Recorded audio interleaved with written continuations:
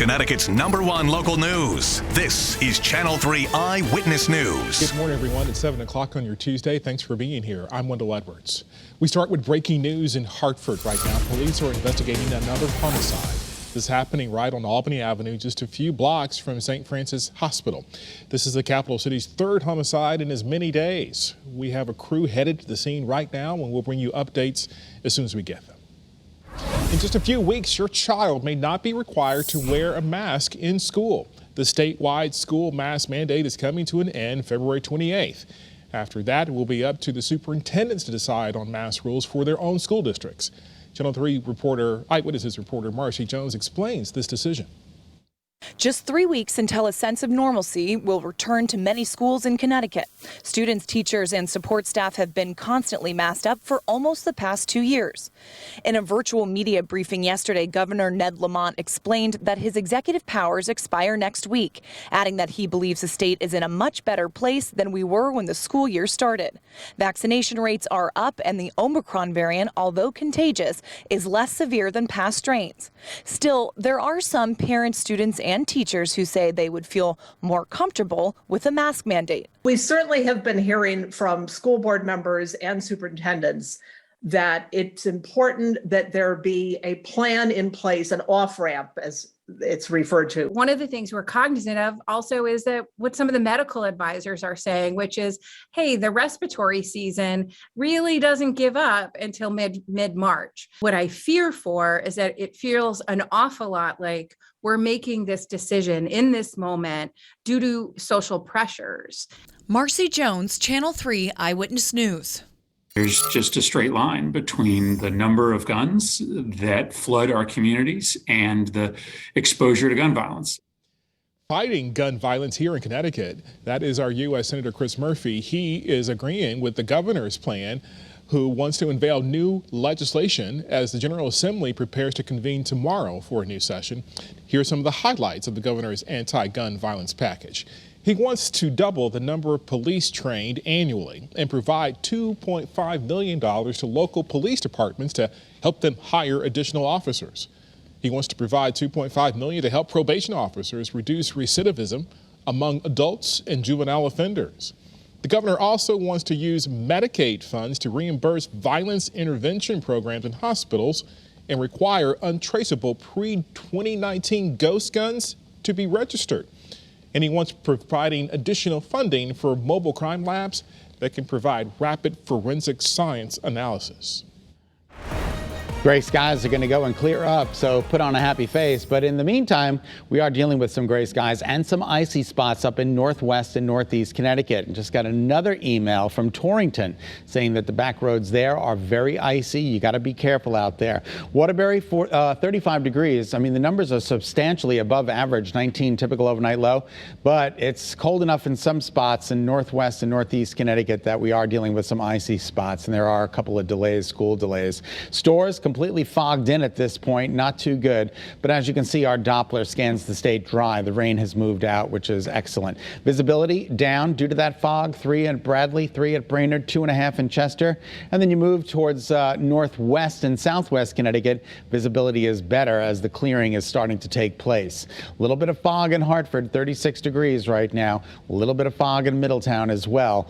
As you can see here from our old Saybrook iCam, not a bad looking sunrise. You can see a little break in the action there, and that's what we're expecting, a little break in the action in New Haven as well. 39 degrees at 7:04 in the morning. That's remarkable on February 8th. You got to love that. But there are some cooler numbers. Washington, Ridgefield, both at 33, hovering right around that freezing mark. 34 in Wellington, Hartford 34. So you got to be careful, okay, because there is some icy conditions out there. And again, northwest and northeast Connecticut in the suburbs. Very icy reports we're getting from my weather watchers, and I appreciate those emails so much. Here are the numbers: 33, 35, 36, and then you move to the shoreline, it's almost 40 degrees in New Haven and Groton, and we're up anywhere from 11 to 12 to 15 degrees warmer than 24 hours ago. Bit of a breeze out of the northwest, anywhere from 12 to 13 along the shoreline. Dress for the upper 30s today. Even though we're going to be moving into the low to mid 40s, it is going to feel a little bit cooler with the wind out there. As you can see, the wind chill makes it feel like it's in the upper 20s and low 30s. So southeast and northeast, the rain has made an exit. We're expecting partial sunshine later, and a warming trend is on tap. Yeah, take a look at the numbers today. 43 under partly to mostly sunny skies for inland Connecticut. Beautiful day of weather coming up. Partly to mostly sunny skies for the shoreline with a temperature of 44, 45. That's awesome. And according to early warning futurecast, tomorrow's weather today, we're dealing with partly to mostly sunny skies, maybe a little cloud coverage around 5 p.m., but then that moves out and tonight is clear. Tonight is clear. All right, now this is a longer duration futurecast. It takes us through Wednesday. Beautiful. Then a clipper moves in. This is very early Thursday morning. There could be a rain or a snow shower around. Not a big deal, but we do want to bring it to your attention. And then Thursday looks pretty good as well as Friday, as does Saturday. The clearing begins. Sun was up at 6:55, sets at 5:15. Temperatures in the low 40s, if not mid 40s along the shoreline. And then your 7-day forecast includes 44 tomorrow, brief rain or snow shower Thursday morning, giving way to partial clearing. Friday looks good, a little bit cooler on Friday, 42. Saturday, 49 degrees. 49 degrees in inland Connecticut, close to 50 degrees on Saturday. And then another reinforcing shot of cold air moves in for Sunday and for Valentine's Day. Temperatures will fall back a little bit below average in the low 30s. That's a check of your early warning forecast. Wendell, will send it back to you. Scott, thank you. Back away from Ukraine and don't even think about invading a NATO ally. That's what NATO leaders are telling Russia. Channel 3's Amy Kiley reports of members of the alliance are uniting to send that message. NATO is using talk and actions. It's warning Russia of consequences if it further invades Ukraine. That's the message out of the White House, where President Joe Biden hosted the German chancellor Monday. If Russia makes a choice to further invade Ukraine, we are jointly ready and all of NATO is ready. We are acting together. We are absolutely united and we will not taking different steps. The meeting comes as Germany's dependence on Russia's natural gas has some questioning how tough it will get with that country.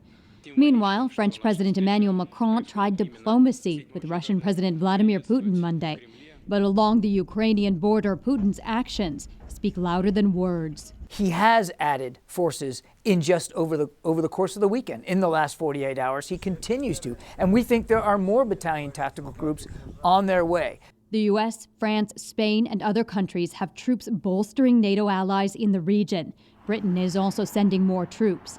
After all, NATO is a defensive alliance, and we're doing what we believe we need to do to help assure our allies about how seriously we take our commitments to that alliance. I'm Amy Kiley reporting. This morning, the Yale community is remembering the life of 24-year-old Kyle Mullen. He played football at Yale. The U.S. Navy SEAL recruit died hours after completing a grueling Hell Week training. Mullen died at a San Diego area hospital on Friday after he and another SEAL trainee reported experiencing symptoms of an unknown illness. The other sailor or Navy SEAL is expected to be okay. Mullen's official cause of death remains under investigation this morning. Police are investigating claims of racism at a girls' high school basketball game in Connecticut. It happened Saturday night when Bacon Academy went on their own to take on Ledyard. Players on Ledyard's team say fans from the other team yelled the N-word at them after the game. What happened to us was a hate crime. And people are saying like that word, calling us that is the most disrespectful thing you could do. Police ended up removing one fan from the gym. Colchester superintendent says the district is investigating and some parents will be banned from school facilities. We thank you so much for tuning in to Eyewitness News on this Tuesday morning. Remember, you can get news, weather updates too anytime, all on the Channel 3 app. Have a fabulous day.